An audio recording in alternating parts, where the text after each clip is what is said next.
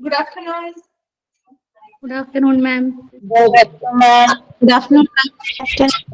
Afternoon, ma'am.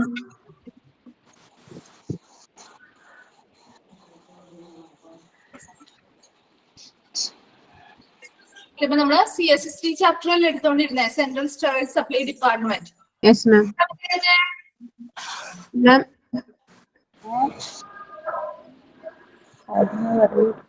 designing of CSST അല്ല planning CSST കഴിഞ്ഞു. കഴിഞ്ഞല്ലോ. ഒരു കാര്യം പറയാനുണ്ടായിരുന്നോ? ഫങ്ഷണൽ ഏരിയ എടുത്തത്. ഫങ്ഷണൽ ഏരിയാസ് അല്ലേ? മാം ഒരു കാര്യം പറയാനുണ്ടായിരുന്നു. കാര്യം പറയാനുണ്ടായിരുന്നു നിങ്ങൾക്ക്. പറഞ്ഞോ. Happy teachers day. Thank you. Happy teachers day. എല്ലാ ടീച്ചേഴ്സിനോടും പറയണം മാം. പറഞ്ഞേക്കാം. എല്ലാവരോടും പറഞ്ഞേക്കാം കേട്ടോ. Thank you ma'am. Thank U.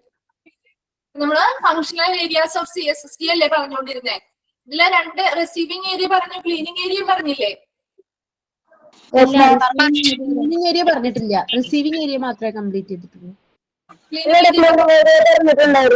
Cleaning area പറഞ്ഞ ഓക്കെ.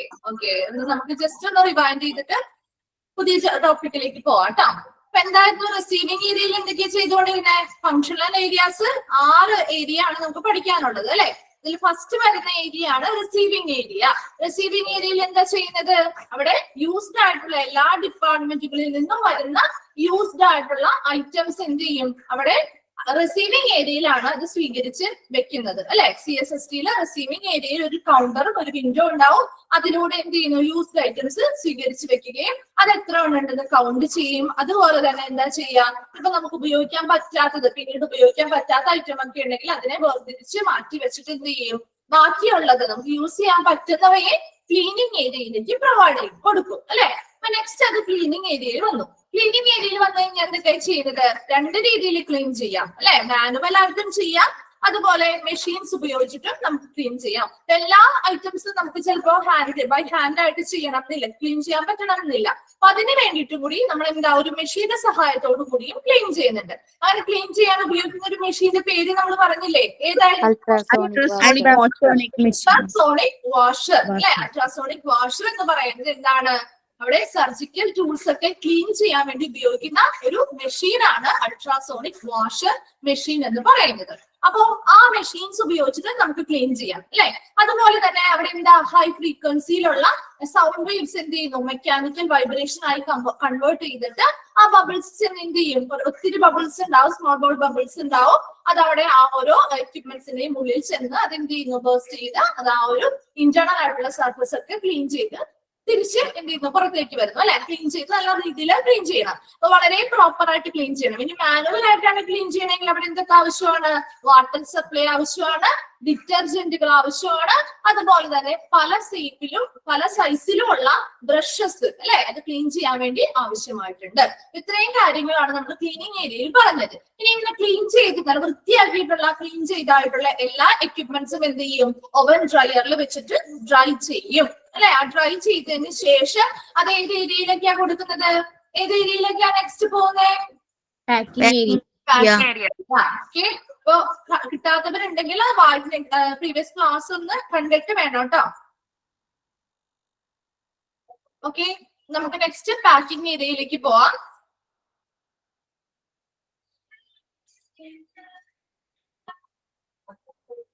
ഓക്കെ, നെക്സ്റ്റ് വൺ ആണ് പാക്കിംഗ് ഏരിയ.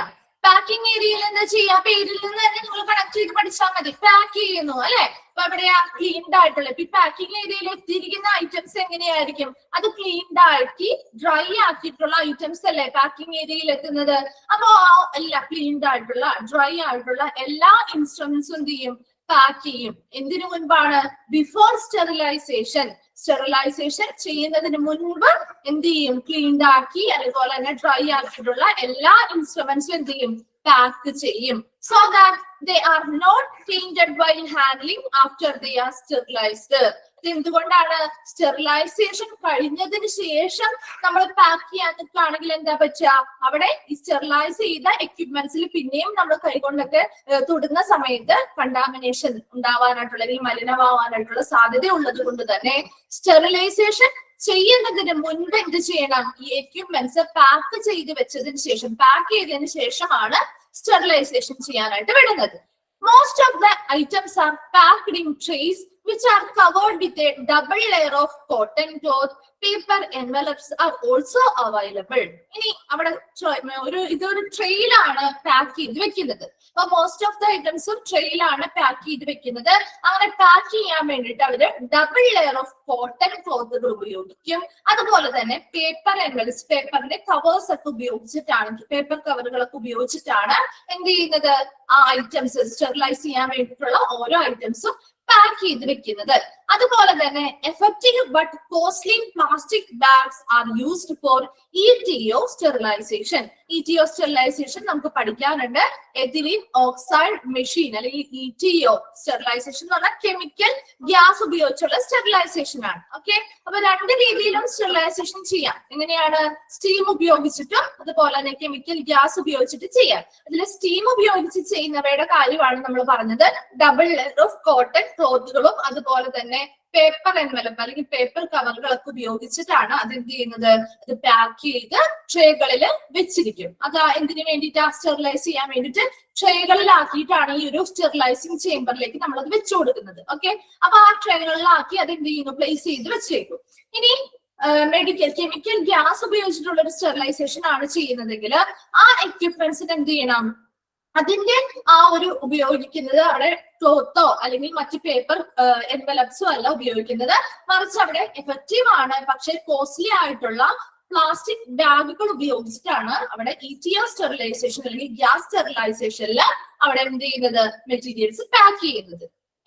നെക്സ്റ്റ് നോക്കിയേ, സീലിംഗ് മെഷീൻ ഈസ് യൂസ്ഡ്. അതുപോലെ തന്നെ ഈ പാക്ക് ചെയ്താൽ മാത്രം പോലെ അത് സീല് ചെയ്യാൻ വേണ്ടിയിട്ട് സീലിംഗ് മെഷീനുകൾ ഉപയോഗിച്ച് സീൽ ചെയ്തതിന് ശേഷമാണ് അത് എന്ത് ചെയ്യുന്നത്, സ്റ്റെറിലൈസേഷന് വേണ്ടി വിടുന്നത്.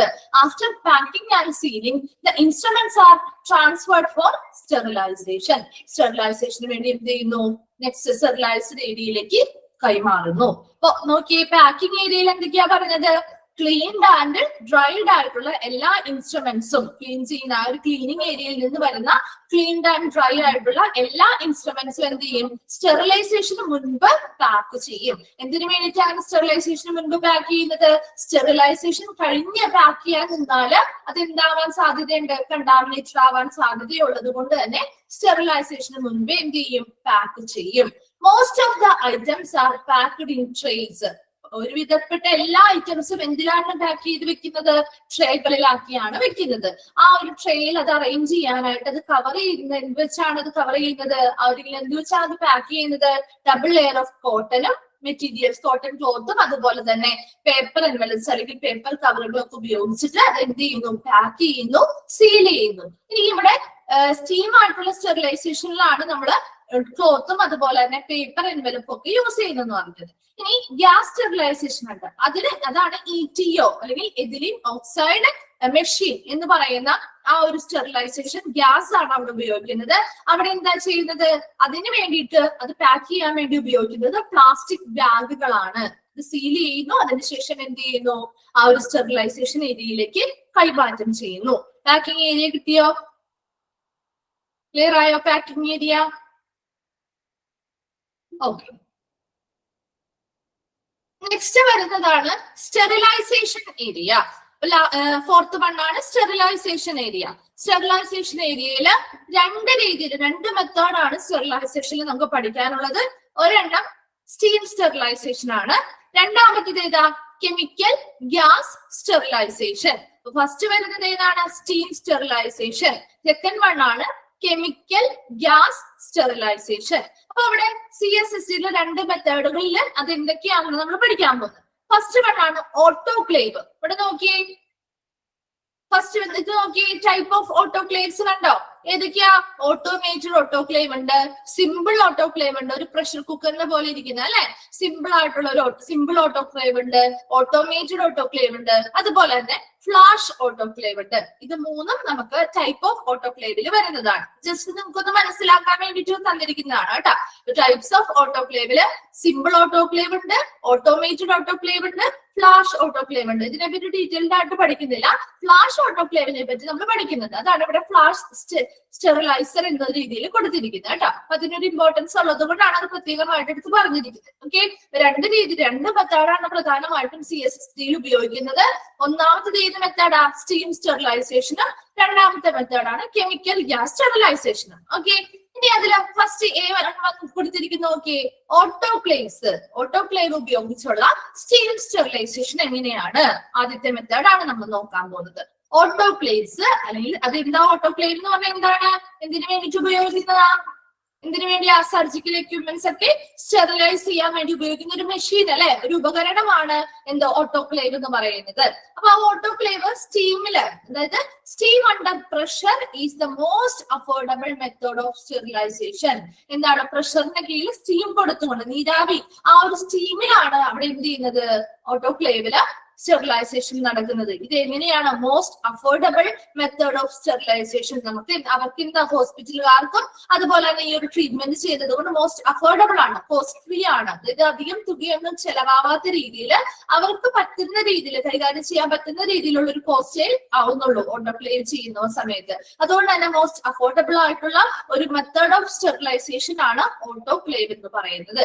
ചോദിക്കാറുണ്ട് കേട്ടോ, ഏത് സ്റ്റെറിലൈസേഷൻ മെത്തേഡ് ആണ് മോസ്റ്റ് അഫോർഡബിൾ മെത്തേഡ് ആയിട്ട് പറയുന്നത്? അത് ചോദിക്കാറുണ്ട്. അങ്ങനെ ഒരു ക്വസ്റ്റ്യൻ വരാറുണ്ട്. നെക്സ്റ്റ് വരുന്നതാണ് autoclave produces steam at a temperature of 121 degrees centigrade under 15 pounds of pressure. അപ്പൊ ഇവിടെ ആ ഒരു ടെമ്പറേച്ചർ നോക്കുക. എത്രയാണ്? ഓട്ടോക്ലേവ് സ്റ്റീം പ്രൊഡ്യൂസ് ചെയ്യണമെങ്കിൽ അവിടെ എത്ര ടെമ്പറേച്ചർ ഉണ്ടാവും? Temperature of 121 degree centigrade. 121 degree centigrade ടെമ്പറേച്ചറിൽ അണ്ടർ 15 pounds ഓഫ് പ്രഷർ. എത്ര പ്രഷർ ഉണ്ടാവും? 15 pounds. അതായത് എന്തിന്റെ പോൺസ് എന്ന് പറഞ്ഞാൽ പ്രഷറിന്റെ യൂണിറ്റ് ആണ് കേട്ടോ. അവർ 15 pounds ഓഫ് പ്രഷർ, അത്രയും എമൗണ്ട്, അതായത് ഒരു പൗണ്ട് എന്ന് പറഞ്ഞു കഴിഞ്ഞാൽ 454 grams ആണ്. അപ്പൊ അത്രയും പോൺസ്, 15 poundsോളം പ്രഷർ കൊടുത്തുകൊണ്ട്, അത്രയും ഹൈ എമൗണ്ട് ഓഫ് പ്രഷർ കൊടുത്തുകൊണ്ട് എന്ത് ചെയ്യുന്നു? 121 ഡിഗ്രി ടെമ്പറേച്ചറിൽ സ്റ്റീം പ്രൊഡ്യൂസ് ചെയ്യുന്നത് വഴിയാണ് ഓട്ടോക്ലേവില് സ്റ്റെറിലൈസേഷൻ നടക്കുന്നത്.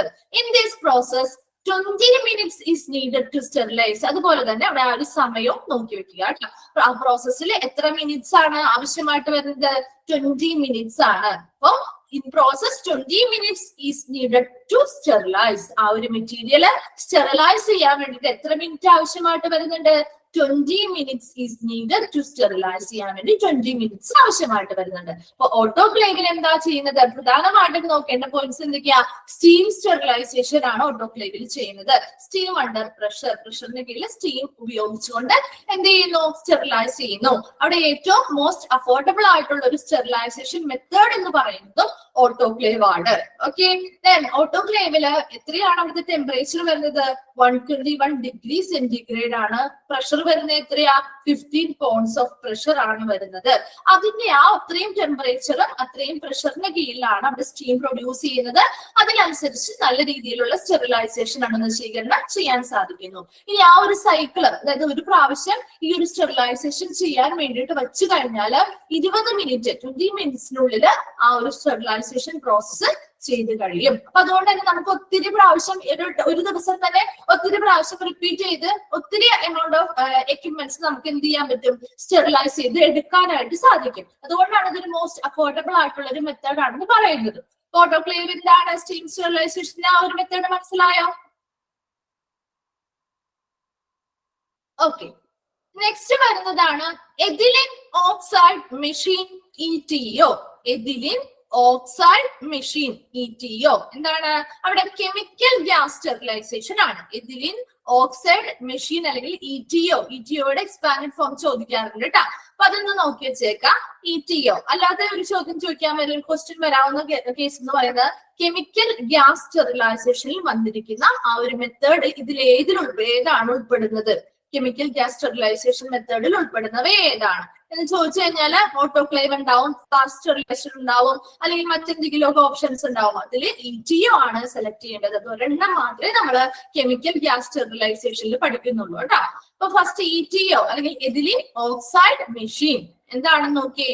This method is primarily used for heat responsive and moisture responsive materials like the cardiac catheters, plastic items and endoscopes. ഇവിടെ ഈ എഥിലീൻ ഓക്സൈഡ് മെഷീൻ, ഈ ETO എന്ന് പറയുന്ന ഒരു മെഷീൻ എന്താണ് അവിടെ ചെയ്യുന്നത്? ഈ മെത്തേഡ് പ്രൈമർലി ആർക്ക് വേണ്ടിയിട്ടാണ്? Use to for heat responsive, എന്താണ് ഹീറ്റിനോട് സെൻസിറ്റീവ് ആയിട്ടുള്ളത്.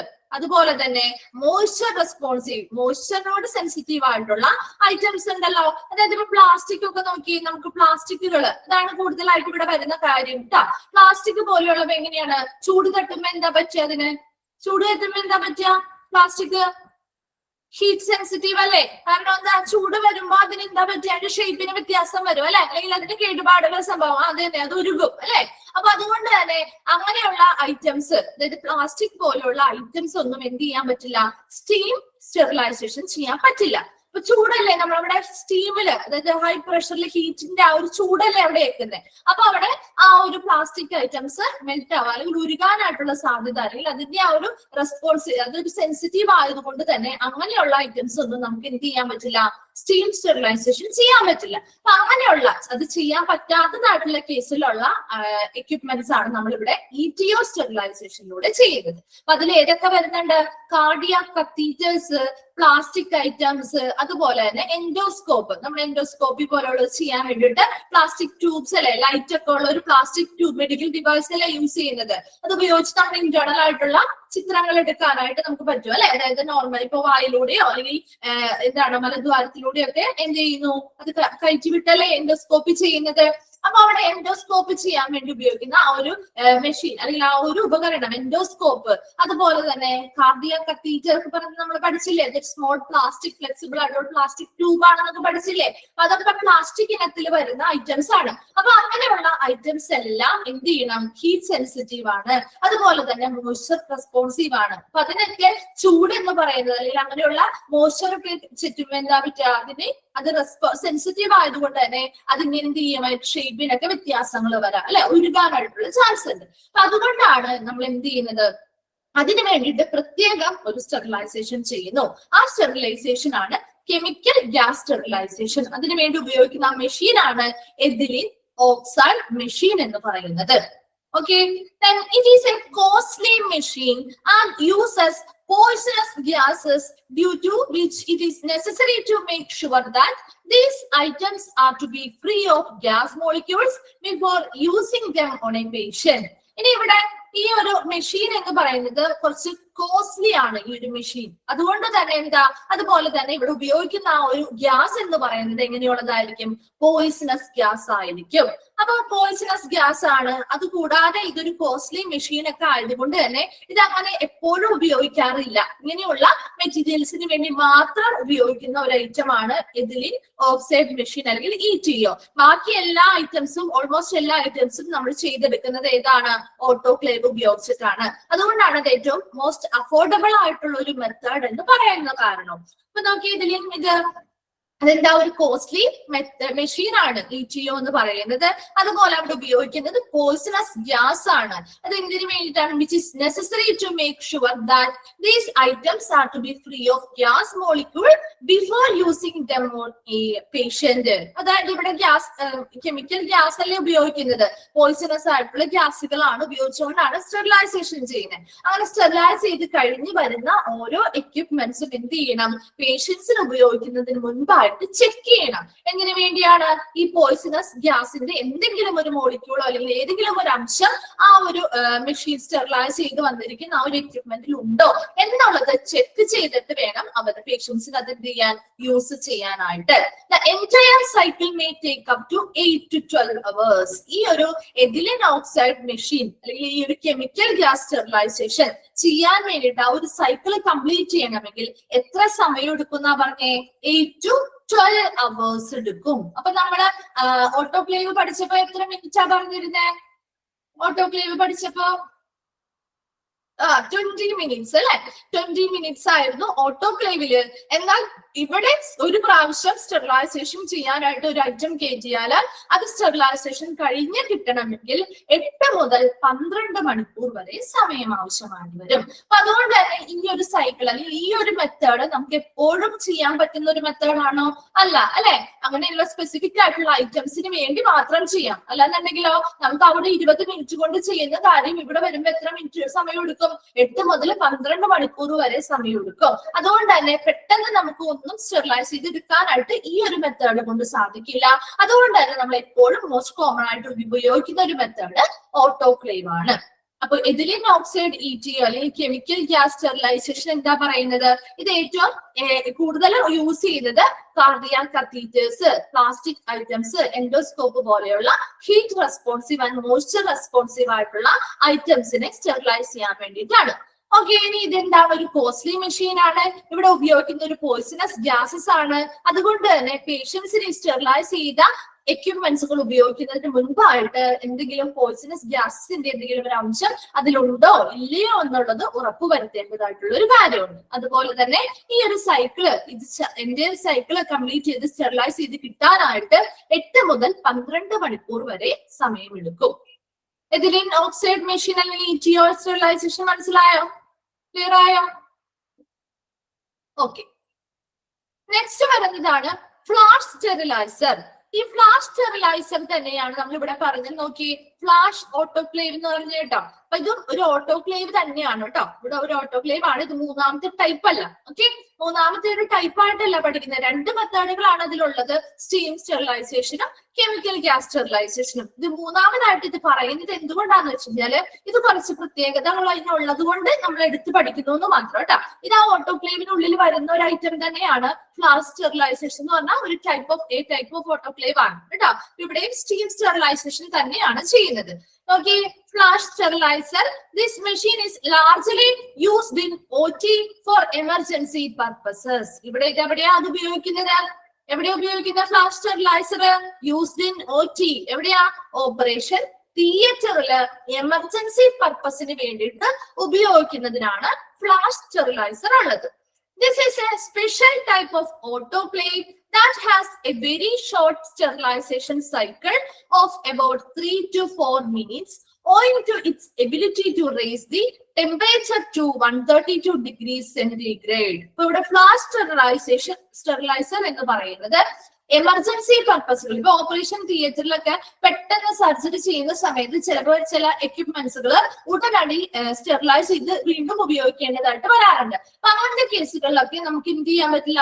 CSSDയിലോട്ട് കൊണ്ടുവന്ന് അവിടെ സ്റ്റെറിലൈസ് ചെയ്ത് തിരിച്ചു കൊണ്ടുപോകാനുള്ള സമയം ഉണ്ടാവില്ല. അപ്പൊ അതുകൊണ്ട് തന്നെ ഓപ്പറേഷൻ തിയേറ്ററുകളിൽ മാത്രം പെട്ടെന്ന് എന്തെങ്കിലും എമർജൻസി സിറ്റുവേഷൻസ് അല്ലെങ്കിൽ എമർജൻസി പർപ്പസ് വന്നു കഴിഞ്ഞാൽ അവിടെ ഉപയോഗിക്കുന്ന ഒരു സ്റ്റെറിലൈസേഷൻ മെത്തേഡ് ആണ് എന്താണ്? ഫ്ലാഷ് സ്റ്റെറിലൈസർ എന്ന് പറയുന്ന ഒരു ഓട്ടോക്ലേവ്. ഇതൊരു ഓട്ടോക്ലേവ് തന്നെ, ഇതൊരു സ്പെഷ്യൽ ടൈപ്പ് ഓഫ് ഓട്ടോക്ലേവ് ആണ്. അതെന്താണ്? അവിടെ ഒരു ഷോർട്ട് ആയിട്ടുള്ള ഒരു സ്റ്റെറിലൈസേഷൻ സൈക്കിൾ മതി. എത്രയാണ് അതിന്റെ സമയം പറയുന്നത്? 3 to 4 minutes കൊണ്ട് തന്നെ ഇവിടെ എന്ത് ചെയ്യുന്നു? സ്റ്റെറിലൈസേഷൻ നടക്കുന്നു. അപ്പൊ നമ്മൾ ആദ്യം പഠിച്ച ഓട്ടോക്ലേവ് ഒരു ജനറൽ ആയിട്ട് നോർമൽ ആയിട്ട് നമ്മൾ ചെയ്യുന്ന ഓട്ടോക്ലേവില് 20 മിനിറ്റ്സ് വേണ്ടി വരും അല്ലെ. ഇനി കെമിക്കൽ ഗ്യാസ് സ്റ്റെറിലൈസേഷൻ അല്ലെങ്കിൽ ETO ആണെങ്കിലോ 8 to 12 hours വേണ്ടി വരും. എന്നാൽ ഫ്ലാഷ് സ്റ്റെറിലൈസറിൽ എത്ര സമയം മതി? 3 to 4 minutes കൊണ്ട് തന്നെ ആ ഒരു സ്റ്റെറിലൈസേഷൻ ഒരു പ്രാവശ്യം അതായത് സ്റ്റെറിലൈസേഷൻ കംപ്ലീറ്റ് ആയിട്ട് നമുക്ക് ആ ഒരു ഐറ്റം കിട്ടും. Owing to its ability to raise the temperature to 132 degrees centigrade. കാരണം എന്താ? അവിടെ അവരുടെ ആ മെഷീന്റെ ടെമ്പറേച്ചർ 132 ഡിഗ്രി സെൽഷ്യസ് വരെ എന്ത് ചെയ്യാൻ പറ്റും? ഉയർത്താനായിട്ട്, റേസ് ചെയ്യാൻ അല്ലെങ്കിൽ ഉയർത്താനായിട്ട് അതിന് എബിലിറ്റി ഉള്ളത് കൊണ്ട് തന്നെ അവിടെ നമ്മുടെ ടെമ്പറേച്ചർ കൂടുന്നതിനനുസരിച്ച് സ്റ്റെറിലൈസേഷനും പെട്ടെന്ന് നടക്കും. അപ്പൊ അതുകൊണ്ട് തന്നെ ഒരു 3 to 4 മിനിറ്റ്സിനുള്ളിൽ നമുക്ക് എന്ത് ചെയ്യാൻ പറ്റും? ആ സ്റ്റെറിലൈസ് ചെയ്ത് ആ ഒരു മെറ്റീരിയൽ ലഭിക്കാനായിട്ട് സാധിക്കുന്നു. അപ്പൊ 3 എണ്ണമാണ് നമ്മൾ പഠിച്ചത്. അതിൽ പ്രധാനമായിട്ടും 2 മെത്തേഡുകളാണ് നമ്മൾ നോക്കേണ്ടത്. ഏതാണ്? സ്റ്റീം സ്റ്റെറിലൈസേഷനും ദെൻ കെമിക്കൽ ഗ്യാസ് സ്റ്റെറിലൈസേഷനും. അതിൽ വരുന്നതാണ് സ്റ്റീം സ്റ്റെറിലൈസേഷനിൽ വരുന്ന 2 എണ്ണമാണ് നമ്മൾ പറഞ്ഞത്. ജനറൽ ആയിട്ട് ഒരു ഓട്ടോക്ലേവിന്റെ പ്രൊസീജിയർ പറഞ്ഞു. അതുപോലെ തന്നെ അതിനുള്ളിൽ വരുന്ന ഒരു സ്പെഷ്യൽ ഓട്ടോക്ലേവ് ആണ് ഫ്ലാഷ് സ്റ്റെറിലൈസർ എന്ന് പറയുന്ന ഓട്ടോക്ലേവ്. നെക്സ്റ്റ് നമ്മൾ കെമിക്കൽ ഗ്യാസ് സ്റ്റെറിലൈസേഷനിൽ വരുന്ന പഠിച്ചതാണ് എഥിലീൻ ഓക്സൈഡ് മെഷീൻ അല്ലെങ്കിൽ ETO എന്ന് പറയുന്നത്. അപ്പൊ ഇതിന്റെയൊക്കെ ആ ഒരു ടൈമിങ്, അതുപോലെ എന്താണ് ഏറ്റവും മോസ്റ്റ് കോമൺ ആയിട്ടുള്ളവ ഏതാണ്, അതുപോലെ എത്ര മിനിറ്റ്സ് ആണ് ഒരു ഓട്ടോക്ലേവ് ഉപയോഗിച്ച് സ്റ്റെറിലൈസ് ചെയ്യാൻ എടുക്കുന്നത്, അതുപോലെ കെമിക്കൽ ഗ്യാസ് സ്റ്റെറിലൈസേഷനിൽ വരുന്നത് ഏതാണ്, അതിന് എത്ര സമയം എടുക്കും എന്നുള്ള കാര്യങ്ങൾ, അതുപോലെ ആ ഒരു കെമിക്കൽ ഗ്യാസ് സ്റ്റെറിലൈസേഷൻ ഏതൊക്കെ ഐറ്റംസിന് വേണ്ടിയിട്ടാണ് സ്പെഷ്യൽ ആയിട്ടുള്ളത് എന്നുള്ളത്. അതുപോലെ തന്നെ ഫ്ലാഷ് സ്റ്റെറിലൈസറിലാണെങ്കിൽ എവിടെയാണ് ഇത് എമർജൻസി പർപ്പസിന് വേണ്ടി ഏറ്റവും കോമൺ ആയിട്ട് യൂസ് ചെയ്യുന്നത്, എവിടെയാണ്, ഓപ്പറേഷൻ തിയേറ്ററിലാണ്. അതൊക്കെ പഠിച്ചിരിക്കുക കേട്ടോ.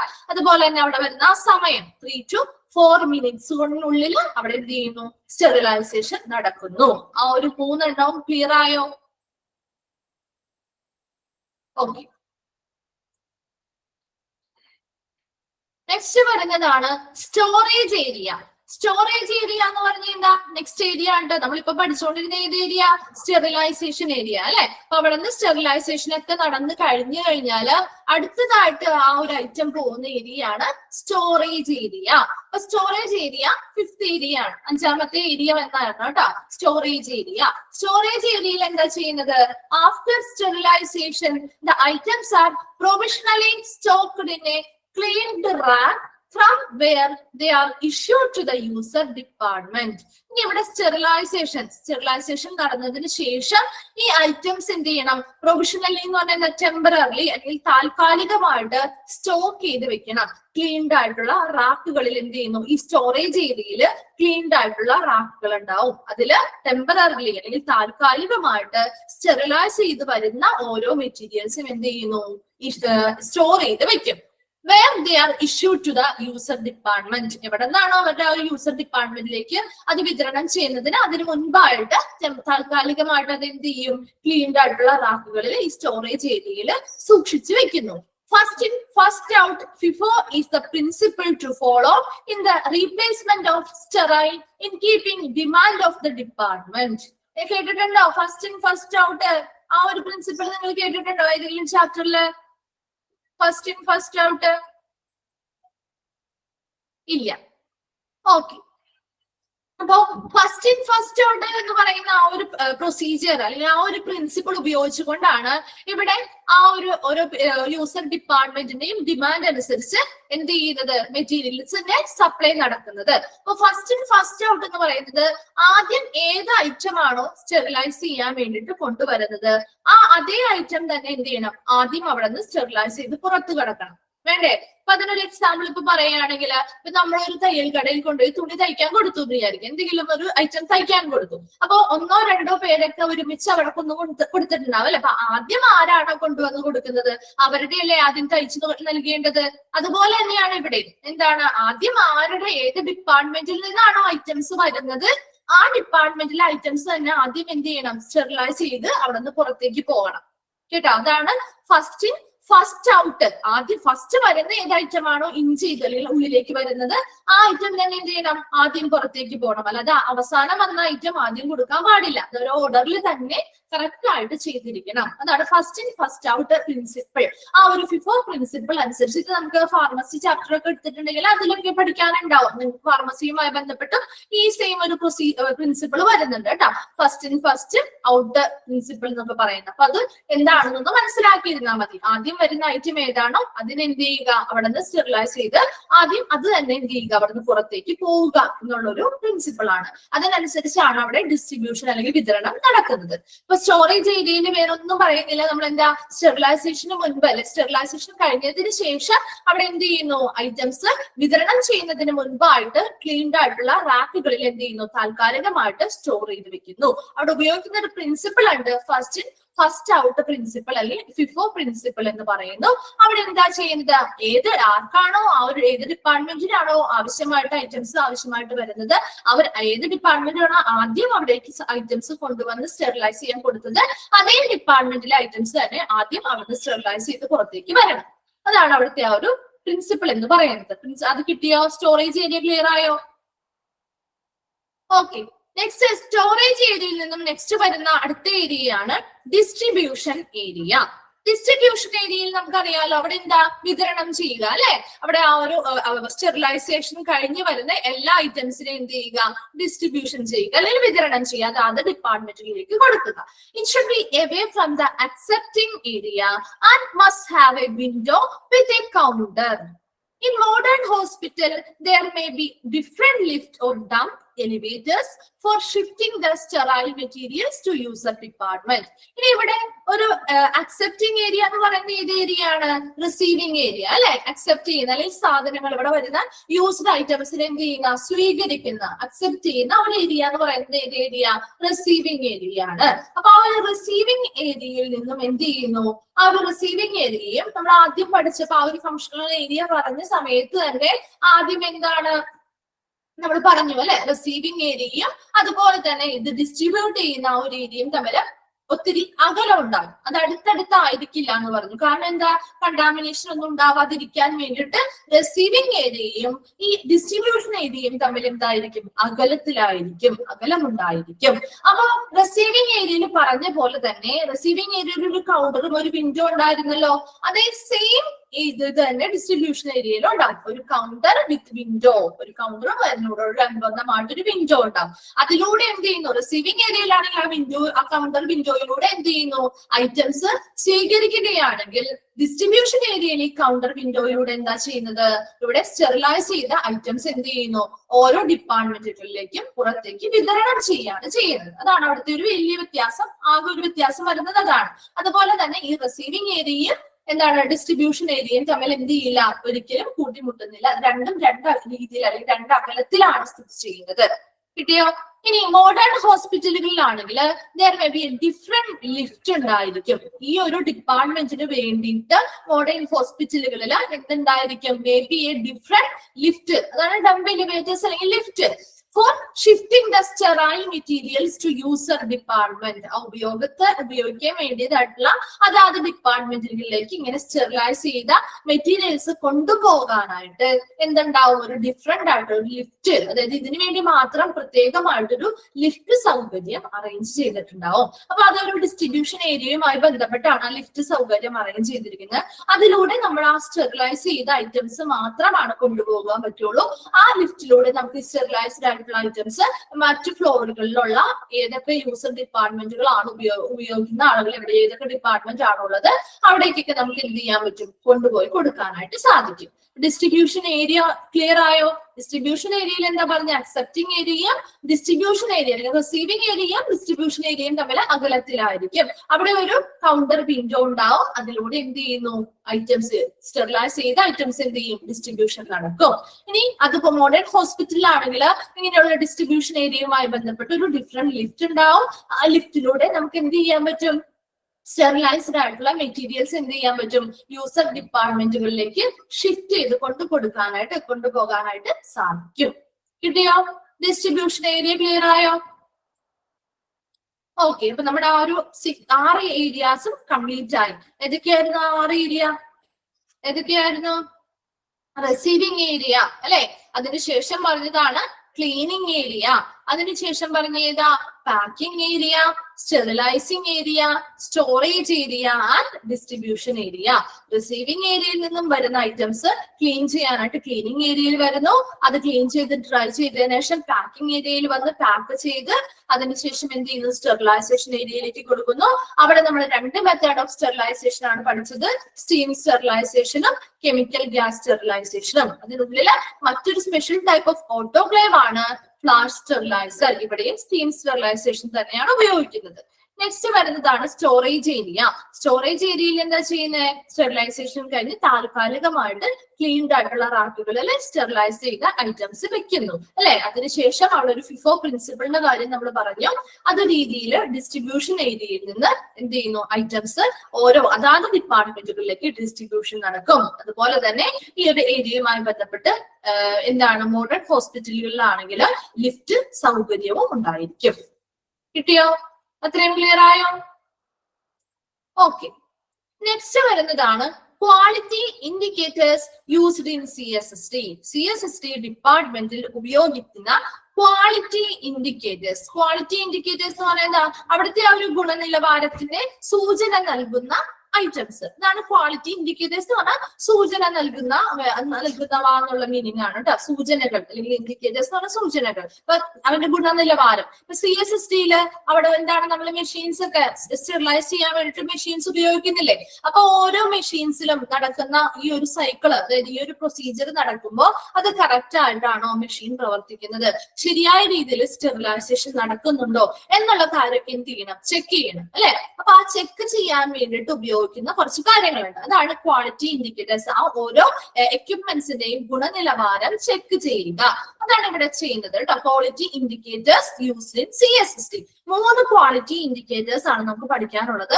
ഫസ്റ്റ് വൺ ആണ് മെക്കാനിക്കൽ ഇൻഡിക്കേറ്റേഴ്സ്, സെക്കൻഡ് വൺ ആണ് chemical indicators and third one ആണ് biological indicators. First one mechanical indicators, second one ആണ് കെമിക്കൽ ഇൻഡിക്കേറ്റേഴ്സ്, തേർഡ് വൺ ആണ് ബയോളജിക്കൽ ഇൻഡിക്കേറ്റേഴ്സ്. അതിൽ ഫസ്റ്റ് വൺ നോക്കിയേ, മെക്കാനിക്കൽ ഇൻഡിക്കേറ്റേഴ്സ്. മെക്കാനിക്കൽ ഇൻഡിക്കേറ്റേഴ്സ് എന്ന് പറഞ്ഞു കഴിഞ്ഞാല് മെക്കാനിക്കൽ എന്ന് പറയുന്ന വേർഡിൽ നിന്ന് തന്നെ നിങ്ങളൊന്ന് മനസ്സിലാക്കിയേ. എന്താ മെക്കാനിക്കൽ ഇൻഡിക്കേറ്റേഴ്സിൽ വരുന്ന എങ്ങനത്തെ ഐറ്റം ആയിരിക്കും? മെക്കാനിക്കൽ എന്ന് പറയുമ്പോ എങ്ങനെയാണ് അടുത്ത ഒരു ക്വാളിറ്റി ചെക്ക് ചെയ്യുന്നത്? എന്തുപയോഗിച്ചാ? മെക്കാനിക്കൽ മെഷീൻസ് ഉപയോഗിച്ച് അല്ലെ? Very good. മെഷീൻസ് ഉപയോഗിച്ചുകൊണ്ട് എന്ത് ചെയ്യുന്നു? ക്വാളിറ്റി ചെക്ക് ചെയ്യുന്നു. അപ്പൊ ഇവിടെ മെക്കാനിക്കൽ ഇൻഡിക്കേറ്റേഴ്സിൽ ഒത്തിരി മെഷീൻസ് നമ്മൾ അവൈലബിൾ ആണ്. അതിൽ ഇലക്ട്രോണിക് ഡിസ്പ്ലേ മെഷീൻസ് പോലെയുള്ളവ ഉപയോഗിച്ചിട്ട്, മെഷീൻസിന്റെ എക്സാമ്പിൾ ഒന്നും നിങ്ങൾക്ക് പഠിക്കാനില്ല, ജസ്റ്റ് അത്രയും മാത്രം മനസ്സിലാക്കി വന്നാൽ മതി കേട്ടോ. മെക്കാനിക്കൽ ഇൻഡിക്കേറ്റേഴ്സിൽ എന്താ ഉപയോഗിക്കുന്നത്? മെഷീൻസ് ഉപയോഗിച്ചുകൊണ്ട് എന്ത് ചെയ്യുന്നു? അവിടുത്തെ ആ ഒരു റെക്കോർഡ് ടൈം റെക്കോർഡ് ചെയ്യുന്നു. Displaying record time. അവിടെ അപ്പൊ ആ ഒരു സ്റ്റെറിലൈസേഷൻ സ്റ്റാർട്ട് ചെയ്യുന്ന സമയം മുതൽ അത് എൻഡ് ചെയ്യുന്ന ഒരു പ്രോസസ്സ് കഴിയുന്ന വരെയുള്ള ടൈം റെക്കോർഡ് ചെയ്യും, അത് ഡിസ്പ്ലേ ചെയ്യും. അതുപോലെ തന്നെ അവിടുത്തെ temperature, humidity, pressure throughout the time of the sterilization cycle. ആ ഒരു സ്റ്റെറിലൈസേഷൻ സൈക്കിൾ ഉടനീളം അവിടുത്തെ ആ ഒരു സമയം എന്ത് ചെയ്യുന്നു? റെക്കോർഡ് ചെയ്യപ്പെടുന്നു. അങ്ങനെ റെക്കോർഡ് ചെയ്യുന്നത് എന്തിനു വേണ്ടിയിട്ടാണ്? ഈ വേറെ ഒരു മെഷീൻ ഉപയോഗിച്ചിട്ട് റെക്കോർഡ് ചെയ്യുന്നത് എന്തിനാ? ആ സ്റ്റെറിലൈസേഷൻ മെഷീൻ കറക്റ്റ് ആയിട്ട് വർക്ക് ചെയ്യുന്നുണ്ടോ, ശരിയായ പ്രഷറിലും ശരിയായ ടെമ്പറേച്ചറും ഒക്കെയാണോ മെയിൻറ്റെയിൻ ചെയ്യുന്നത് എന്നുള്ള കാര്യങ്ങൾ. അതുപോലെ തന്നെ ഇപ്പൊ നമ്മൾ പറഞ്ഞു ഓട്ടോക്ലേവ് ഒക്കെ ആണെങ്കിൽ നോർമൽ ഓട്ടോക്ലേവിൽ 20 മിനിറ്റ്സ് മതി അല്ലെ? ആ ഒരു 20 മിനിറ്റ്സിൽ കൂടിയാലും കുറഞ്ഞാലും ഒക്കെ അവിടെ ആ ഒരു സ്റ്റെറിലൈസേഷൻ പ്രോസസ്സിനെ അത് ബാധിക്കും. അപ്പൊ അതുകൊണ്ട് തന്നെ ആ കറക്റ്റ് ടൈമിങ്ങിലാണോ അത് എന്ത് ചെയ്യുന്നത്? തുടങ്ങുന്നതും അത് അവസാനിക്കുന്നതും ആ ഒരു കറക്റ്റ് ടൈമിലാണോ എന്നുള്ള പീരീഡ്, ആ ഒരു സമയം കറക്റ്റ് ആണോ എന്നുള്ള കാര്യങ്ങളൊക്കെ നമുക്ക് എന്ത് ചെയ്യാൻ പറ്റും? ഈ മെഷീൻസിന്റെ സഹായത്തോടു കൂടി കണ്ടെത്താൻ പറ്റും. അപ്പൊ അതെന്തിനു വേണ്ടിയിട്ടാണെന്ന് വെച്ച് കഴിഞ്ഞാൽ എന്തിനാ ഇങ്ങനെ മെഷീൻസ് ഉപയോഗിച്ച് ചെയ്യുന്നത്? ആ ഒരു സ്റ്റെറിലൈസേഷൻ പ്രോസസ്സ് വളരെ സക്സസ്ഫുൾ ആയിട്ട് ചെയ്യുന്നുണ്ടോ, അതല്ലെങ്കിൽ അത് എന്താണ് ഫെയിൽ ആയി പോയോ എന്നുള്ള കാര്യങ്ങൾ അറിയാൻ വേണ്ടിയിട്ടാണ് മെക്കാനിക്കൽ ഇൻഡിക്കേറ്റേഴ്സ് ഉപയോഗിക്കുന്നത്. അവിടെ മെഷീൻസ് ഉപയോഗിച്ചുകൊണ്ട് എന്ത് ചെയ്യുന്നു? നമ്മൾ അവിടുത്തെ ആ ഒരു സ്റ്റെറിലൈസേഷൻ പ്രോസസ്സിന്റെ ഒരു ക്വാളിറ്റി അല്ലെങ്കിൽ ഗുണനിലവാരം എന്ത് ചെയ്യാൻ പറ്റും? ചെക്ക് ചെയ്യാണ് ചെയ്യുന്നത്. Displaying record time, temperature, humidity and pressure throughout the time of the sterilization cycle. ആ ഒരു സ്റ്റെറിലൈസേഷൻ സൈക്കിൾ ചെയ്യുന്ന ആ ഒരു സമയം ഉടനീളം, ആ ഒരു സൈക്കിൾ അല്ലെങ്കിൽ ആ ഒരു പ്രോസസ്സ് ഫോളോ ചെയ്യുന്ന ആ ഒരു ഉടനീള സമയത്ത് അത് എത്ര സമയം ഉണ്ടായിരുന്നു, ആ ഒരു പ്രോസസ്സ് സ്റ്റാർട്ട് ചെയ്യുന്ന സമയം മുതൽ എന്ത് ചെയ്യുന്ന സമയം വരെയുള്ള ടൈം, അതുപോലെ തന്നെ അവിടെ ടെമ്പറേച്ചർ എത്രയാണ്, ഹ്യൂമിഡിറ്റി, അതുപോലെ പ്രഷർ എത്രയാണ് എന്നുള്ള കാര്യങ്ങളൊക്കെ എന്ത് ചെയ്യുന്നു? ആ ഒരു മെഷീന്റെ സഹായത്തോടു കൂടി നമ്മൾ റെക്കോർഡ് ചെയ്ത് അത് അനലൈസ് ചെയ്ത് എന്തെങ്കിലും കംപ്ലൈന്റ്സോ കാര്യങ്ങളോ ഉണ്ടെങ്കിൽ അത് എന്ത് ചെയ്യുന്നു? ചെക്ക് ചെയ്ത് കറക്റ്റ് ചെയ്യുന്നു. ഇതാണ് മെക്കാനിക്കൽ ഇൻഡിക്കേറ്റേഴ്സ് എന്ന് പറയുന്നത്. കിട്ടിയോ മെക്കാനിക്കൽ ഇൻഡിക്കേറ്റർ? ഓക്കെ, നെക്സ്റ്റ് വരുന്നതാണ് കെമിക്കൽ ഇൻഡിക്കേറ്റേഴ്സ്. കെമിക്കൽ ഇൻഡിക്കേറ്റേഴ്സ് എന്ന് പറയുമ്പോൾ അവിടെ എന്താ? കെമിക്കൽസ് അല്ലെ? കെമിക്കൽസ് ഉപയോഗിച്ചുകൊണ്ടാണ് നമ്മൾ അവിടെ എന്ത് ചെയ്യുന്നത്? ചെക്ക് ചെയ്യാനായിട്ട് ഉപയോഗിക്കുന്ന ഐറ്റംസ് കെമിക്കൽസ് ആണ്. നോക്കി, all chemical indicators are designed to react to physical conditions inside the sterilizing chamber. അവിടുത്തെ ആ സ്റ്റെറിലൈസ് ചെയ്യാനുള്ള ആ ചേംബർ ഉണ്ടല്ലോ, ആ ചേംബറിനുള്ളിലുള്ള അവിടുത്തെ ആ ഒരു കണ്ടീഷൻ, ചേംബറിനുള്ളിലുള്ള ആ ടെമ്പറേച്ചർ, പ്രഷർ പോലെയുള്ള അവിടുത്തെ അതിനുള്ളിലുള്ള ഫിസിക്കൽ കണ്ടീഷൻ അനുസരിച്ച് ഇവിടെ ആ ഒരു കെമിക്കൽ എന്ന് പറഞ്ഞ് എഴുതിയിരിക്കുന്ന ആരോ മാർക്ക് കാണിച്ചിരിക്കുന്ന ആ സ്ട്രിപ്സ് നിങ്ങൾ കണ്ടോ? പിക്ചർ ക്ലിയർ ആണോ? കാണാൻ പറ്റുന്നുണ്ടോ പിക്ചർ? ഓക്കെ, ആ പിക്ചർ ഒന്ന് നോക്കി. അവിടെ ആ ഒരു സ്ട്രിപ്പ് പോലുള്ള ഐറ്റംസ് കണ്ടോ? കെമിക്കൽ എന്ന് പറഞ്ഞ ആരോ കൊടുത്തിരിക്കുന്നോടത്ത് ആ സ്ട്രിപ്സ്, അതായത് ഇങ്ങനെയുള്ള സ്ട്രിപ്പ് പോലെയുള്ള ഐറ്റംസ് ആണ് നമ്മളിവിടെ ഇൻഡിക്കേറ്റേഴ്സ് ആയിട്ട് ഉപയോഗിക്കുന്നത്, സൂചനകൾ നൽകാനായിട്ട് ഉപയോഗിക്കുന്നത്.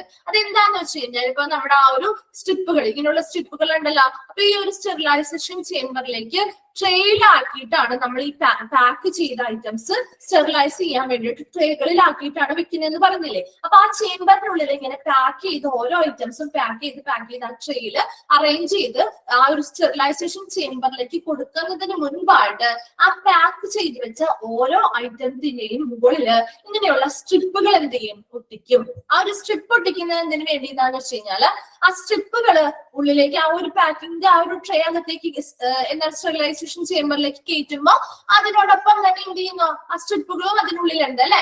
അപ്പൊ അത് എന്ത് ചെയ്യുന്ന വെച്ച് കഴിഞ്ഞാല് സ്റ്റെറിലൈസേഷൻ സ്റ്റാർട്ട് ചെയ്ത് അത് എൻഡ് ചെയ്യുന്ന സമയത്ത് ആ ട്രേയിൽ നിന്ന് നമ്മൾ അത് ഐറ്റംസ്, സ്റ്റെറിലൈസ് ചെയ്ത items പുറത്തെടുക്കുമല്ലോ.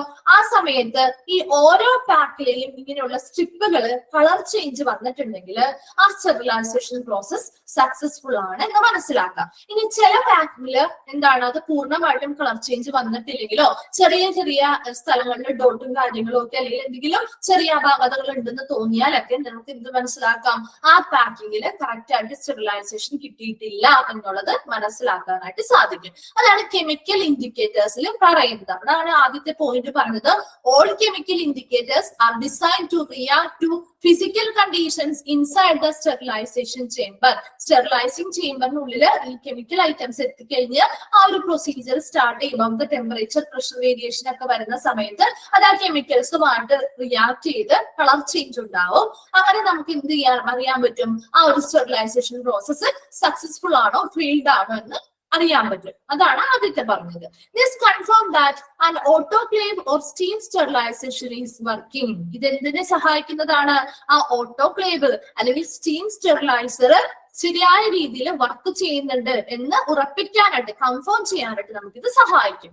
There are many types of chemical indicators such as Bovie-Dick test pack and chemical indicator strips. ഈ ഒരു സെന്റൻസ് നിങ്ങളുടെ നോട്ടിലുണ്ടോ? Bovie-Dick test pack and chemical indicator strips ഉണ്ടോ? ഇല്ല. ഒന്ന് എഴുതിയെടുത്തോ കേട്ടോ. ആ ഒരു എക്സാമ്പിൾ മാത്രം ഒന്ന് just എഴുതിയെടുത്തോ. There are many types of chemical indicators such as Bovie-Dick test pack. Spelling വേണോ? BOWIE. BOWIE. Bovie. Dick. DICK. Dick. DICK. Dick.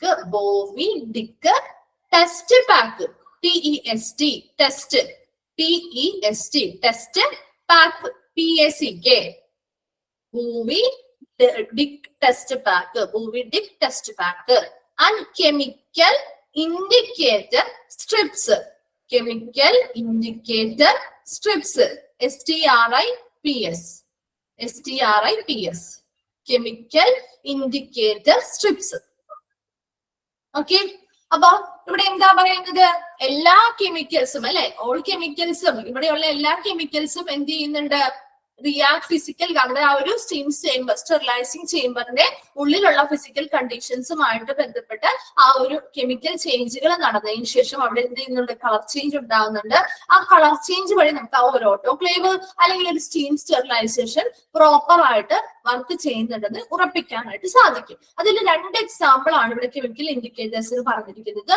Bovie-Dick test pack and chemical indicator strips. Chemical indicator സ്ട്രിപ്സിന്റെ കാര്യം നമുക്ക് already പറഞ്ഞു അല്ലെ. അതായത് pack ചെയ്ത് ട്രെയിലാക്കി വെച്ചിരിക്കുന്ന ഓരോ ഐറ്റത്തിന്റെയും മുകളിൽ ഇങ്ങനെയുള്ള സ്ട്രിപ്പുകൾ എന്ത് ചെയ്യും? ഒട്ടിച്ചു കൊടുക്കും. അതിനുശേഷം അത് സ്റ്റെറിലൈസ് ചെയ്ത് കഴിഞ്ഞ് തിരിച്ചു വരുന്ന സമയത്ത് നോക്കുമ്പോൾ ആ ഒരു സ്ട്രിപ്സ് എന്തെങ്കിലും കളർ ചേഞ്ചുകൾ ഉണ്ടായിട്ടുണ്ടെങ്കിൽ, പൂർണ്ണമായിട്ടും കളർ ചേഞ്ച് ഉണ്ടായിട്ടുണ്ടെങ്കിൽ അതെന്തെന്ന് പറയാം? ആ ഒരു സ്റ്റെറിലൈസേഷൻ പ്രോസസ്സ് നല്ല പ്രോപ്പർ ആയിട്ട് ആ ഒരു മെഷീൻ വർക്ക് ചെയ്യുന്നുണ്ട്, സ്റ്റെറിലൈസേഷൻ സക്സസ്ഫുൾ ആയിട്ട് ചെയ്ത് കഴിഞ്ഞു എന്നുള്ളത് മനസ്സിലാക്കാം. ഇനി അതുപോലെ തന്നെ കളർ ചേഞ്ച് ഉണ്ടായിട്ടില്ലെങ്കിലോ അല്ലെങ്കിൽ ചില സ്ഥലങ്ങളിൽ അവിടെ എവിടെയും എന്തെങ്കിലും പൂർണ്ണമായിട്ടും ആ ഒരു കളർ ചേഞ്ച് മുഴുവനായിട്ടും ഉണ്ടായിട്ടില്ലെങ്കിലോ ഒക്കെ ആ ഒരു ഐറ്റംസ് എന്ത് ചെയ്യുന്നില്ല, സ്റ്റെറിലൈസേഷൻ കംപ്ലീറ്റ് ആയിട്ടില്ല എന്ന് ക്ലിയർ ആവാനായിട്ട് പറ്റും. ഇനി രണ്ടാമതായിട്ട് പറയുന്ന ഒരു എക്സാമ്പിൾ ആണ് ബോവിൻ ഡിക് ടെസ്റ്റ് പാക്ക്. ഈ ബോവിൻ ഡിക് ടെസ്റ്റ് പാക്ക് എന്ന് പറയുന്ന ഐറ്റം എന്ന് പറയുന്നത് ഇവിടെ നമ്മുടെ ഐറ്റത്തിന്റെ മുകളിൽ, അതായത് നമ്മുടെ സ്റ്റെറിലൈസേഷൻ ചെയ്യുന്ന ആ ഒരു പാക്കിന്റെ മുകളിൽ ഒന്നും അല്ല ഇത് ഒട്ടിച്ചു കൊടുക്കുന്നത്. ഇതൊരു ടെസ്റ്റ് പാക്ക്, അതായത് ഒരു പാക്കറ്റിൽ ഇരിക്കുന്ന ഒരു കാർഡ് പോലെ ഇരിക്കുന്ന ഒരു ഐറ്റം ആണ്. ആ ഒരു സാധനം എന്തിനാന്ന് വെച്ച് കഴിഞ്ഞാല് ഇപ്പൊ നമ്മൾ ആ സ്റ്റെറിലൈസേഷൻ സ്റ്റാർട്ട് ചെയ്യുന്നതിന് മുൻപ് തന്നെ, അതായത് ഈ ഒരു ഐറ്റംസ് പാക്ക് ചെയ്ത് വെച്ചിരിക്കുന്ന ഐറ്റംസ് കൊണ്ട് ആ ഒരു സ്റ്റെറിലൈസേഷൻ ചേമ്പറിൽ വെച്ച് സ്റ്റെറിലൈസേഷൻ സ്റ്റാർട്ട് ചെയ്യുന്നതിന് മുൻപായിട്ട് ആ മെഷീന്റെ ആ ഒരു കപ്പാസിറ്റി, ആ മെഷീൻ പ്രോപ്പർ ആയിട്ട് വർക്ക് ചെയ്യുന്നുണ്ടോ എന്ന് നോക്കാൻ വേണ്ടിയിട്ട് നമ്മൾ എന്ത് ചെയ്യും, ഈ ഒരു ബോവി ഡിക് ടെസ്റ്റ് പാക്ക് എന്ത് ചെയ്യുന്നു, അത് അങ്ങനത്തെ ഒരു സ്ട്രിപ്പ് പോലത്തെ, അതിപ്പോ സ്ട്രിപ്പ് പോലെയല്ല, ഒരു സ്ക്വയറിൽ ഇരിക്കുന്ന ഒരു കാർഡ് പോലെ ഇരിക്കുന്ന ഒരു ഐറ്റം ആണ്. അതെന്ത് ചെയ്യുന്നു, ആദ്യം മറ്റൊന്നും വെക്കുന്നതിന് മുൻപ് ഈ ഒരു പാക്ക് മാത്രം അതിനുള്ളിൽ സ്റ്റെറിലൈസേഷൻ ചേമ്പറിലേക്ക് വെച്ചിട്ട് സ്റ്റെറിലൈസേഷൻ സ്റ്റാർട്ട് ചെയ്ത് ആ ഒരു പ്രോസസ്സ് കംപ്ലീറ്റ് ചെയ്യും. ആദ്യം അങ്ങനെ ചെയ്തത് എന്തിനാന്ന് വെച്ച് കഴിഞ്ഞാല് അവിടെ ഐറ്റംസ് ഒന്നും നമ്മൾ വെച്ചിട്ടില്ല, നമ്മൾ ആകെ വെക്കുന്നത് ഈ ഒരു ബോവി ടെസ്റ്റ് പാക്കിന്റെ ആ ഒരു കിറ്റ് ആണ്, ആ ഒരു ഐറ്റം ആണ് വെക്കുന്നത്, ആ ഒരു പാക്ക് ആണ് വെക്കുന്നത്. അങ്ങനെ വെച്ച് കഴിഞ്ഞ് കഴിഞ്ഞാൽ തിരിച്ച് ആ ഒരു സ്റ്റീം സ്റ്റെറിലൈസേഷൻ പോലുള്ള മെത്തേഡ് കഴിഞ്ഞ് തിരിച്ച് അത് തുറന്ന് നമ്മൾ എടുത്ത് നോക്കുന്ന സമയത്ത് പൂർണ്ണമായിട്ടും അത് അതിന്റെ എല്ലാ ഏരിയയിലും കളർ ചേഞ്ച് ഉണ്ടായിട്ടുണ്ട് എന്നുണ്ടെങ്കിൽ ആ ഒരു മെഷീൻ കറക്റ്റ് ആയിട്ട് വർക്ക് ചെയ്യുന്നുണ്ട് എന്ന് മനസ്സിലാക്കാം. ഇനി എവിടെയെങ്കിലും ചില ഏരിയാസിൽ എന്തെങ്കിലും കളർ ചേഞ്ചുകൾ ഇല്ലാത്തതോ അല്ലെങ്കിൽ കളർ സ്പ്രെഡ് ആവാത്തതോ മറ്റെന്തെങ്കിലും ഡോട്ടുകൾ പോലെയോ ഒക്കെ എന്തെങ്കിലും ഒരു പാടുകളോ കാര്യങ്ങളോ പൂർണ്ണമായിട്ടും കളർ ചേഞ്ച് വരാതെ എന്തെങ്കിലും രീതിയിലുള്ള ഇതൊക്കെ കാണുകയാണെന്നുണ്ടെങ്കിൽ നമുക്ക് മനസ്സിലാക്കാം ആ ഒരു മെഷീന്റെ വർക്കിങ്ങിൽ എന്തെങ്കിലും തകരാറുകളുണ്ട്, സ്റ്റെറിലൈസേഷൻ നല്ല രീതിയിൽ സക്സസ്ഫുൾ ആയിട്ട് നടക്കുന്നില്ല എന്നുള്ളത് മനസ്സിലാക്കാനായിട്ട് പറ്റും. അതാണ് ബോവി ഡിക് ടെസ്റ്റ് പാക്ക് എന്ന് പറയുന്നത്. ഇപ്പൊ ഇവിടെ ബോവി ഡിക് ടെസ്റ്റ് പാക്ക് മറ്റേ പാക്ക് ചെയ്ത ഐറ്റംസിന്റെ കൂടെ എല്ലാം വയ്ക്കുന്നത്, മറിച്ച് ഇത് ഒറ്റയ്ക്ക് ആ ഒരു ചേമ്പറിൽ അന്നേരം ഈ ഒരു ബോവി ഡിക് ടെസ്റ്റ് പാക്ക് മാത്രമേ ഉണ്ടാവുള്ളൂ. അത് ആദ്യം ഈ ഒരു മെഷീൻ പ്രോസസ്സ് ചെയ്യുന്നതിന് മുൻപായിട്ട് ടെസ്റ്റ് ചെയ്യാൻ വേണ്ടിയിട്ട് നമ്മൾ വെച്ച് നോക്കുന്ന ഒരു ടെസ്റ്റ് ആണ് ബോവി ഡിക് ടെസ്റ്റ് പാക്ക്. അത് കൂടാണ്ട് എന്ത് ചെയ്യുന്നു, സ്ട്രിപ്പുകളും ഈ പാക്ഡ് ആയിട്ടുള്ള ഐറ്റംസിന്റെ മുകളിലേക്ക് ഒട്ടിച്ചു കൊടുത്ത് നമുക്ക് ആ ഒരു കെമിക്കൽ റിയാക്ഷൻ അനുസരിച്ച് കളർ ചേഞ്ച് ചെയ്യുന്നുണ്ടെങ്കിൽ എന്ത് ചെയ്യാൻ പറ്റും, അറിയാനായിട്ട് പറ്റും. ഏതിന്റെയാണ് സ്പെല്ലിംഗ് വേണ്ടത്, ബോവി ഡിക് ടെസ്റ്റ് പാക്കിന്റെ ആണോ രഷീന? ഓക്കെ, ബോവി എന്ന് പറഞ്ഞ BOWIE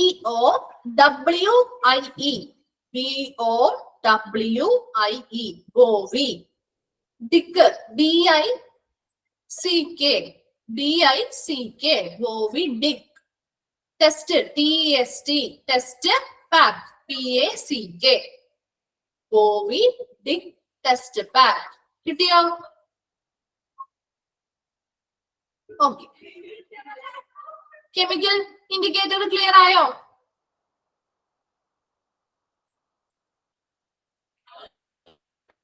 ഓക്കെ, നെക്സ്റ്റ് വരുന്ന തേർഡ് വൺ ആണ് ബയോളജിക്കൽ ഇൻഡിക്കേറ്റേഴ്സ്. ബയോളജിക്കൽ ഇൻഡിക്കേറ്റേഴ്സ് എന്ന് പറയുന്നത് ഇവിടെ ബയോളജിക്കൽ ഇൻഡിക്കേറ്റേഴ്സിനെ മറ്റൊരു പേര് കൂടി പറയാം, ബയോ ഇൻഡിക്കേറ്റേഴ്സ്. ഷോർട്ട് ആയിട്ട് നമുക്ക് വിളിക്കാം ബയോളജിക്കൽ ഇൻഡിക്കേറ്റേഴ്സിനെ ബയോ ഇൻഡിക്കേറ്റേഴ്സ് എന്നാണ് കേട്ടോ. ബയോ ഇൻഡിക്കേറ്റേഴ്സ് എന്ന് കൂടി അറിയപ്പെടുന്നു. ബയോളജിക്കൽ ഇൻഡിക്കേറ്ററിന്റെ മറ്റൊരു ഷോർട്ട് ഫോം ആണ് ബയോ ഇൻഡിക്കേറ്റേഴ്സ് എന്നുള്ളത്.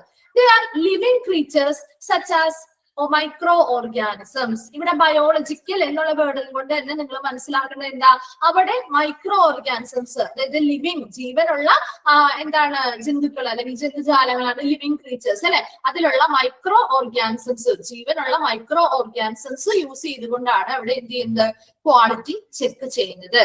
They used to confirm sterilization performance to verify the sterilization procedure. ഇവിടെ എന്താ ചെയ്യുന്നത്, സ്റ്റെറിലൈസേഷന്റെ പെർഫോമൻസ്, ആ ഓരോ എക്യുപ്മെന്റ്സും സ്റ്റെറിലൈസ് ചെയ്യുന്നത് വളരെ കൃത്യമായിട്ടാണ് അവിടെ ആ ഒരു പ്രൊസീജിയർ ചെയ്യുന്നത് എങ്ങനെയാണ് എന്ന് ചെക്ക് ചെയ്യുക. അതുപോലെ തന്നെ ആ ഒരു സ്റ്റെറിലൈസേഷൻ കഴിഞ്ഞ് കിട്ടുന്ന ആ ഒരു എഫക്റ്റ് എന്താണ് എന്നുള്ള കാര്യങ്ങൾ ഡിസ്പ്ലേ ചെയ്യുകയൊക്കെയാണ് ഈ ഒരു ബയോളജിക്കൽ ഇൻഡിക്കേറ്റേഴ്സ് ചെയ്യുന്നത്. അതിനൊരു എക്സാമ്പിൾ ആയിട്ട് നമ്മൾ കൊടുത്തിരിക്കുന്നതാണ്. നോക്കിയേ, നിങ്ങൾ ആ ഒരു ബയോളജിക്കൽ ഇൻഡിക്കേറ്റേഴ്സിന്റെ ഒരു പിക്ചർ കൊടുത്തിരിക്കുന്ന കണ്ടോ? അവിടെ ഒരു ആംബ്യൂൾസ്, അതായത് ആ ഒരു ട്യൂബിനെയാണ് കേട്ടോ, ആ ഒരു ട്യൂബ് പോലെ ഇരിക്കുന്നതിനെയാണ് ആംബ്യൂൾ എന്ന് പറയുന്നത്. അതില് ടെമ്പറേച്ചർ സെൻസിറ്റീവ് ആയിട്ടുള്ള സൊല്യൂഷൻസ് ഫിൽ ചെയ്തിട്ടുണ്ട്. അതുകൂടാണ്ട് ആ സൊല്യൂഷനുള്ളിലായിട്ട് ഈ ലിവിങ് ആയിട്ടുള്ള മൈക്രോ ഓർഗാനിസംസും ഉണ്ടാവും. അപ്പൊ ഈ ഓരോ ആംബ്യൂൾസും എന്ത് ചെയ്യുന്ന വെച്ച് കഴിഞ്ഞാൽ ഓരോ ചേമ്പറിൽ, അതായത് ഓരോ സ്റ്റെറിലൈസേഷൻ ചേമ്പറിലേക്ക് ഓരോ ട്രേസ് വെക്കുമ്പോഴും അതിനുള്ളിൽ ഈ ആംബ്യൂൾസും കൂടി ഇട്ട് വെച്ചിട്ടാണ് നമ്മൾ സ്റ്റെറിലൈസ് ചെയ്യാൻ വിടുന്നത്. ഇനി അവിടെ സ്റ്റെറിലൈസേഷൻ കഴിഞ്ഞതിന് ശേഷം ആ ഒരു ടെമ്പറേച്ചർ, അതായത് ഇത്ര ടെമ്പറേച്ചറിന് കൂടി കഴിഞ്ഞു കഴിഞ്ഞാൽ അത് എന്ത് ചെയ്യും, കളർ ചേഞ്ച് ചെയ്യും. അപ്പൊ അതുകൊണ്ട് തന്നെ അവിടെ ആ ഒരു കറക്റ്റ് ആയിട്ടുള്ള ഒരു ടെമ്പറേച്ചർ റേഞ്ചിനനുസരിച്ച് ആ ഒരു കളർ ചേഞ്ച് ചെയ്യുകയാണെങ്കിൽ ആ ഒരു ബയോളജിക്കൽ ഇൻഡിക്കേറ്റർ സൂചിപ്പിക്കുന്നത് എന്താണ്, അവിടെ സ്റ്റെറിലൈസേഷൻ പ്രോസസ്സ് കൃത്യമായ ശരിയായ രീതിയിൽ നടന്നു എന്ന് മനസ്സിലാക്കാൻ പറ്റും. അതാണ് ബയോളജിക്കൽ ഇൻഡിക്കേറ്റേഴ്സ്. ഇത് പണ്ടൊക്കെ കൂടുതലായിട്ട് ഉപയോഗിക്കാറുണ്ട്. പക്ഷെ ഇപ്പോ കുറച്ച് മോഡേൺ മെത്തേഡ്സ് വന്നതോടുകൂടി ബയോളജിക്കൽ ഇൻഡിക്കേറ്റേഴ്സ് അധികം ഉപയോഗിക്കാറില്ല. ബാക്കി രണ്ട് മെത്തേഡ്സും ആണ് കൂടുതലും ഫോളോ ചെയ്യുന്നത്. ബയോളജിക്കൽ ഇൻഡിക്കേറ്റേഴ്സ് എന്ന് പറഞ്ഞാൽ അവിടെ ഉപയോഗിക്കുന്നത് എന്താ, ബയോ ഇൻഡിക്കേറ്റേഴ്സ് ഷോർട്ട് ആക്കി വിളിക്കാം. അതുപോലെ തന്നെ അവിടെ ലിവിങ് ആയിട്ടുള്ള മൈക്രോ ഓർഗാനിസംസ് യൂസ് ചെയ്തുകൊണ്ടാണ് അവിടെ എന്ത് ചെയ്യുന്നത്, ക്വാളിറ്റി ചെക്ക് ചെയ്യുന്നത്. അപ്പൊ അവിടെ ആ ഒരു ആംബ്യൂൾസ് പോലെയുള്ളവ ടെമ്പറേച്ചർ സെൻസിറ്റീവ് ആയിട്ടുള്ള സൊല്യൂഷൻസുമായി മൈക്രോ ഓർഗാനിസംസ് മിക്സ് ചെയ്ത് അത് ഫില്ല് ചെയ്ത് ഈ ആംബ്യൂൾസ് ഓരോന്നും എന്ത് ചെയ്യും, ആ ഒരു ട്രേയില് വെച്ചിട്ടാണ് നമ്മൾ സ്റ്റെറിലൈസ് ചെയ്യാനായിട്ട് മറ്റു എക്യുപ്മെന്റ്സിന്റെ കൂടെ ഈ ഒരു ആംബ്യൂൾസും കൂടി വെക്കും. അതിനുശേഷം സ്റ്റെറിലൈസേഷൻ കഴിഞ്ഞതിന് ശേഷം ഇതിൽ ആ ഒരു സൊല്യൂഷൻ കളർ ചേഞ്ച് ഉണ്ടാവുകയാണെങ്കിൽ അവിടെ എന്ത് മനസ്സിലാക്കാൻ പറ്റും, അവിടെ ആ ഒരു സ്റ്റെറിലൈസേഷൻ പ്രോസസ്സ് നല്ല പ്രോപ്പർ ആയിട്ട് വർക്ക് ചെയ്യുന്നുണ്ട്, വളരെ സക്സസ്ഫുൾ ആണ് ആ ഒരു പ്രൊസീജിയർ എന്നുള്ളത് മനസ്സിലാക്കാനായിട്ട് സാധിക്കും. കിട്ടിയോ ബയോളജിക്കൽ ഇൻഡിക്കേറ്റേഴ്സ് എന്താന്നുള്ളത്? ഓക്കെ, അപ്പൊ നമ്മൾ 3 ക്വാളിറ്റി ഇൻഡിക്കേറ്റേഴ്സ് ആണ് പറഞ്ഞത്. അത് വേറെ എന്താണ് ക്വാളിറ്റി ഇൻഡിക്കേറ്റേഴ്സ് എന്ന് പറഞ്ഞാൽ എന്താ, അവിടെ ഉപയോഗിക്കുന്ന ആ ഒരു സ്റ്റെറിലൈസേഷൻ പ്രോസസ്സിന്റെ ആ ഒരു ക്വാളിറ്റി അല്ലെങ്കിൽ ഗുണമേന്മ വിലയിരുത്താൻ വേണ്ടിയിട്ട്, അതിനെ ചെക്ക് ചെയ്യാൻ വേണ്ടിയിട്ട് നമ്മൾ ഉപയോഗിക്കുന്നതായിട്ടുള്ള എന്താണ് സൂചനകളാണ് ക്വാളിറ്റി ഇൻഡിക്കേറ്റേഴ്സ് നൽകുന്നത്. അപ്പൊ അവിടുത്തെ ഓരോ സ്റ്റെറിലൈസ് ചെയ്യുന്ന ഓരോ മെഷീൻസ് പ്രോപ്പർ ആയിട്ട് വർക്ക് ചെയ്യുന്നുണ്ടോ, കറക്റ്റ് ടൈമിംഗ് ആണോ, കറക്റ്റ് പ്രഷറിലാണോ, കറക്റ്റ് ടെമ്പറേച്ചറിലാണോ അത് ചെയ്യപ്പെടുന്നത്, അതുപോലെ എല്ലാ മെഷീൻസിലും കയറുന്ന ഓരോ എക്യുപ്മെന്റ്സും ശരിയായ രീതിയിൽ സ്റ്റെറിലൈസ് ചെയ്ത് വരുന്നുണ്ടോ എന്നുള്ള കാര്യമൊക്കെ അറിയണമല്ലോ. അപ്പൊ അതൊക്കെ ചെക്ക് ചെയ്യാൻ വേണ്ടിയിട്ടാണ് നമ്മളിവിടെ അങ്ങനെയുള്ള ക്വാളിറ്റി ഇൻഡിക്കേറ്റേഴ്സ് ഉപയോഗിക്കുന്നത്. അത് 3 വിധത്തിലുള്ള 3 ടൈപ്പ് ഓഫ് ക്വാളിറ്റി ഇൻഡിക്കേറ്റേഴ്സ് ആണ് നമ്മൾ പഠിച്ചത്. ഫസ്റ്റ് വൺ ആണ് മെക്കാനിക്കൽ ഇൻഡിക്കേറ്റേഴ്സ്, സെക്കൻഡ് വൺ ആണ് കെമിക്കൽ ഇൻഡിക്കേറ്റേഴ്സ്, തേർഡ് വൺ ആണ് ബയോളജിക്കൽ ഇൻഡിക്കേറ്റേഴ്സ്. അപ്പൊ മെക്കാനിക്കൽ ഇൻഡിക്കേറ്റേഴ്സ് എന്ത് ചെയ്യുന്നു, റെക്കോർഡ് ആ ഒരു സമയം റെക്കോർഡ് ചെയ്യുന്നു. അതുപോലെ തന്നെ ടെമ്പറേച്ചർ, ഹ്യൂമിഡിറ്റി, പ്രഷർ പോലെയുള്ള ആ സ്റ്റെറിലൈസേഷനിലുള്ള എല്ലാ സൈക്കിളിലെ എല്ലാ കാര്യങ്ങളും എന്ത് ചെയ്യുന്നു, റെക്കോർഡ് ചെയ്ത് നമുക്ക് ചെക്ക് ചെയ്ത് അതിനനുസരിച്ച് നമുക്ക് എന്ത് ചെയ്യാൻ ഒരു തീരുമാനത്തിൽ എത്താൻ പറ്റും. നല്ല രീതിയിൽ അത് വർക്ക് ചെയ്യുന്നുണ്ടോ, ശരിയായ രീതിയിൽ സ്റ്റെറിലൈസേഷൻ നടക്കുന്നുണ്ടോ എന്നൊക്കെ ചെക്ക് ചെയ്യാൻ പറ്റും. മെഷീൻസ് ഉപയോഗിച്ചുകൊണ്ടാണ് അവിടെ ചെയ്യുന്നത്. കെമിക്കൽ ഇൻഡിക്കേറ്റേഴ്സ് ആണെങ്കിൽ അവിടെ കെമിക്കൽ സ്ട്രിപ്സോ അല്ലെങ്കിൽ മറ്റ് ബോബി ഡിക് ടെസ്റ്റ് പാക്ക് പോലെയുള്ള പാക്ക് ഒക്കെ ഉപയോഗിച്ചുകൊണ്ട് അവിടെ എന്താ, അവിടെ ആ ഒരു മെഷീനിലേക്ക് ആ ഒരു പാക്ക് അല്ലെങ്കിൽ ആ ഒരു ഇൻഡിക്കേറ്റർ സ്ട്രിപ്പുകൾ ചെന്ന് കഴിഞ്ഞ് സ്റ്റെറിലൈസേഷൻ കഴിഞ്ഞ് കഴിയുമ്പോൾ ആ സ്ട്രിപ്പുകളിൽ എന്തെങ്കിലും കളർ ചേഞ്ചുകൾ വരികയാണെന്നുണ്ടെങ്കിൽ അവിടെ ആ ഒരു സ്റ്റെറിലൈസേഷൻ പ്രോസസ് എങ്ങനെയാണ്, ശരിയായ രീതിയിലാണ് നടക്കുന്നത്, ആ ഒരു സ്റ്റെറിലൈസേഷൻ അല്ലെങ്കിൽ ആ ഒരു ഓട്ടോക്ലേവ് കൃത്യമായ രീതിയിൽ വർക്ക് ചെയ്യുന്നുണ്ടെന്ന് മനസ്സിലാക്കാം. ബയോളജിക്കൽ ഇൻഡിക്കേറ്റേഴ്സ് ആണെങ്കിൽ അവിടെ ഉപയോഗിക്കുന്ന ഐറ്റംസ് എങ്ങനെയാണ്, ബയോളജിക്കൽ ഐറ്റംസ്, അതായത് ലിവിങ് ആയിട്ടുള്ള മൈക്രോ ഓർഗാനിസംസ് ഉപയോഗിച്ചുകൊണ്ടാണ് നമ്മൾ ഈ ടെസ്റ്റ് ചെയ്യുന്നത്, ചെക്ക് ചെയ്യുന്നത്. അതിന് ആംബ്യൂൾസ് പോലെയുള്ളവ ടെമ്പറേച്ചർ സെൻസിറ്റീവ് ആയിട്ടുള്ള സൊല്യൂഷനിൽ മിക്സ് ചെയ്ത് മൈക്രോ ഓർഗാനിസംസിനെ എന്ത് ചെയ്യുന്നു, അങ്ങനെയുള്ളൊരു സൊല്യൂഷൻ ഉണ്ടാക്കി എടുത്തുകൊണ്ട് എന്ത് ചെയ്യുന്നു, അത് ഓരോ ട്രേയിലേക്ക് പ്ലേസ് ചെയ്തുകൊണ്ട് സ്റ്റെറിലൈസേഷൻ കാണിക്കുന്നു. പിന്നെ സ്റ്റെറിലൈസേഷന് ശേഷം അതിനുള്ളിലുള്ള ആ സൊല്യൂഷന് കളർ ചേഞ്ച് ഉണ്ടായിട്ടുണ്ടെങ്കിൽ അവിടെ എന്താ നമുക്ക് മനസ്സിലാക്കാൻ പറ്റുന്നത്, സ്റ്റെറിലൈസേഷൻ പ്രോസസ്സ് ശരിയായ രീതിയിൽ നടന്നു എന്ന് മനസ്സിലാക്കാനായിട്ട് സാധിക്കും. കിട്ടിയോ? ക്വാളിറ്റി ഇൻഡിക്കേറ്റേഴ്സ് ക്ലിയർ ആയോ? ഓക്കെ, ഇന്ന് ഇത്ര എടുക്കുന്നുള്ളൂ. ഇന്ന് ഇത്ര എടുത്തതിൽ എന്തെങ്കിലും ഡൗട്ട് ഉണ്ടോ? ക്ലിയർ ആയോ? അത് നമ്മളിപ്പോ 3 ഫങ്ഷണൽ ഏരിയാസ് പറഞ്ഞു. 6 ഫങ്ഷണൽ ഏരിയാസും നിങ്ങൾ ആ ഒരു ഓർഡർ തെറ്റാതെ തന്നെ പഠിക്കണം കേട്ടോ. റിസീവിംഗ് ഏരിയ കഴിഞ്ഞാൽ വരുന്ന ഏരിയ ഏതാണ്, അങ്ങനെ ഓരോന്നും ഓർഡർ തെറ്റാതെ പഠിക്കണം. ആ ഒരു 6 എണ്ണം അതിനുള്ളിൽ വരുന്ന ഇമ്പോർട്ടന്റ് ആയിട്ടുള്ള പോയിന്റ്സ് ഒന്ന് മനസ്സിലാക്കി വെച്ചാൽ മതി കേട്ടോ. നെക്സ്റ്റ് സ്റ്റെറിലൈസേഷൻ ഏരിയയിലാണ് നമ്മൾ 2 മെത്തേഡാണ് പഠിച്ചത്. സ്റ്റീം സ്റ്റെറിലൈസേഷനും കെമിക്കൽ ഗ്യാസ് സ്റ്റെറിലൈസേഷനും. അതിൽ സ്റ്റീം സ്റ്റെറിലൈസേഷൻ നമ്മൾ ഓട്ടോക്ലേവ് പഠിച്ചു, അതുപോലെ തന്നെ ഫ്ലാഷ് സ്റ്റെറിലൈസറും പഠിച്ചു. അതുപോലെ എന്താ പറഞ്ഞത്, ക്വാളിറ്റി ഇൻഡിക്കേറ്റേഴ്സിൽ വന്നത് 3 എണ്ണമാണ്. Mechanical indicators, chemical indicators, biological indicators. വായിച്ചു നോക്കിയിട്ട് ഡൗട്ട് ഉണ്ടെങ്കിൽ ഒന്ന് ചോദിച്ചേ വേഗം.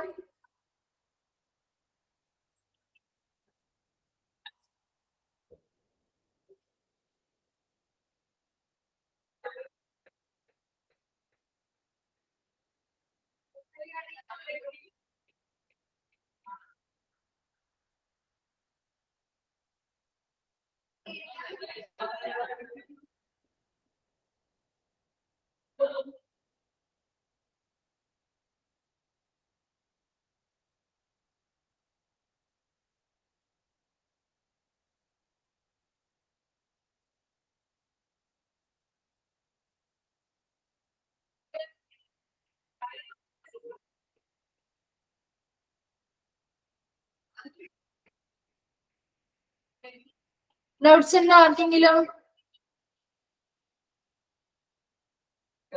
ക്ലിയർ ആയോ?